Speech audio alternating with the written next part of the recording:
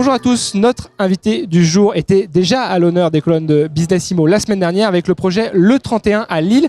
Bonjour et bienvenue Thierry Caillère. Bonjour. Vous êtes Managing Director France de Redevco. Alors parlons de ce projet lillois. Comment peut-être présenter ce programme qui est réalisé par Vinci Immobilier à ceux qui ne le connaîtraient pas? Écoutez, c'est très simple. Ce programme, c'est un programme de restructuration et de réenchantement et de création d'une nouvelle histoire sur un immeuble en hyper-centre-ville de la ville de Lille. Immeuble qui était totalement dédié au commerce et aujourd'hui nous avons annoncé le fait que nous allons y mettre 8 nouveaux usages, dont le commerce en plein centre-ville de la ville de Lille. Voilà, donc c'est un objet urbain totalement innovant que nous sommes actuellement en train de présenter. Est-ce qu'on peut déjà annoncer les enseignes qui seront présentes? Est-ce que vous avez déjà une idée de casting? Totalement, on a un casting très varié. Donc on a un Oko Hotel qui vient pour la partie hôtellerie, Wojo qui vient pour la partie coworking. Nous avons pour la partie plus retail, bien sûr, un food court qui s'appelle Grand Seine, Climb Up pour la partie leisure, Fitness Park pour le fitness et Citadium qui nous accompagne en tant que département de store. Le 31 à Lille, c'est un projet mixte. Vous avez parlé de coworking, loisirs, commerce, restauration.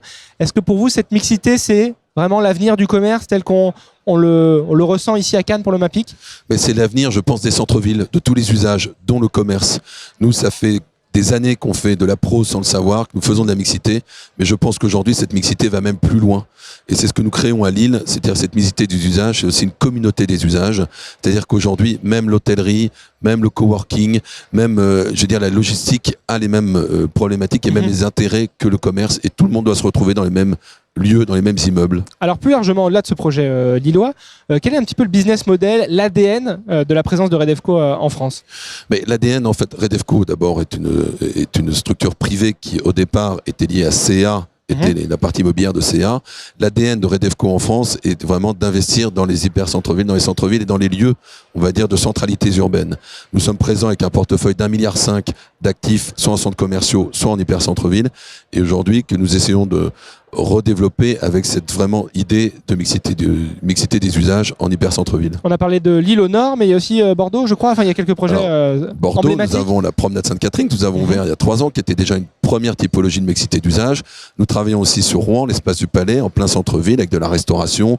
La FNAC est présente, il y a du résidentiel et on est en train d'y travailler sur de la culture et d'autres sites que nous avons à Paris, à Marseille et à Lille, dans les grandes villes françaises.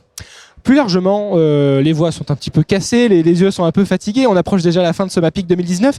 Comment vous le ressentez, vous, ce MAPIC? Comment vous avez vécu l'ambiance ici à Cannes? On parlait de Sinistro à l'ouverture et puis finalement, on a l'impression que les acteurs sont plutôt optimistes. Mais c'est exactement mon cas, parce que moi, ma voix était cassée en arrivant avant d'arriver. Ouais. Donc, pour moi, c'était un bon rétablissement, c'est une bonne cure de jouvence, c'est tout du moins un bon médicament, parce que je me sens de mieux en mieux. C'est pour ça que je peux vous parler aujourd'hui.